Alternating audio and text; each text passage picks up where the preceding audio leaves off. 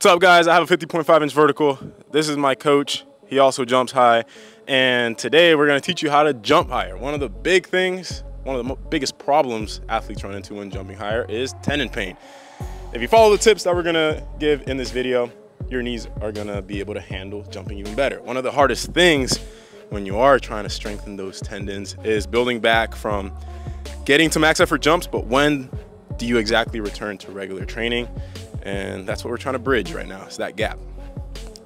Yeah, so basically today, Isaiah is going to do the drops first and then get into his jumps like he's previously been doing. But now we're at an interesting crossover point. And this happens in anyone's journey back to training 100% or performance training, which is going from load management, where you have typically an elastic day, which is phase 4, slow strength day, which is phase 2, and then ISO day, which is phase 1. Progressing through that cyclic pattern, eventually what you want to try to do is get back to training phase 3 or 4 every single day in different intensities. So you could have a phase 4 exercise that's max effort jumping, or you could just be sprinting where it's phase 4, but it's not that intense on the tendon. That is where we're at with Isaiah today.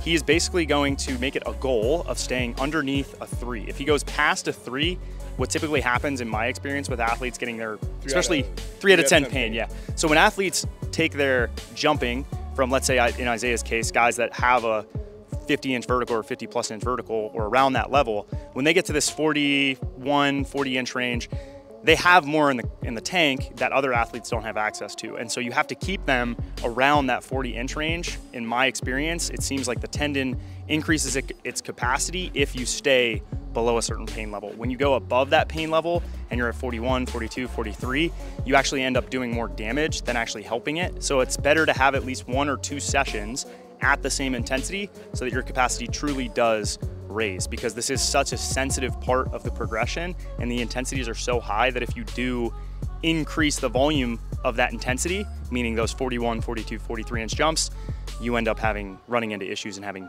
problems. So the goal for him today will be to do these drops as a warm-up. Again, that's phase 3 loading. You're just storing energy. And then we're going to take the vert trainer out, build up his vertical to where he's touching around between 11.1 and 11.6. As soon as he feels a 3, we're definitely going to cut it. The goal will be to stay below a 3 and hopefully jump higher than he did the other day. Any comments? No, let's get into it. All right, let's do it.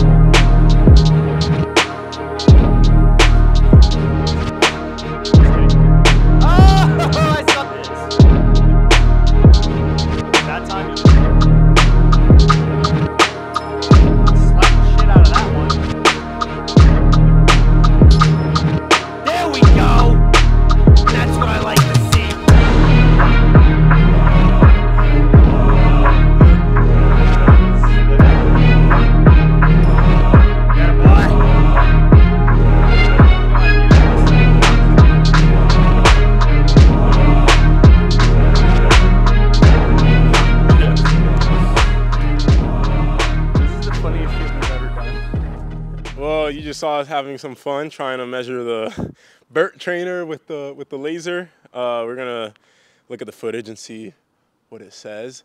Built up to feeling like a 3 out of 10 on my last jump. Honestly, it's pretty good. If you want training, yeah.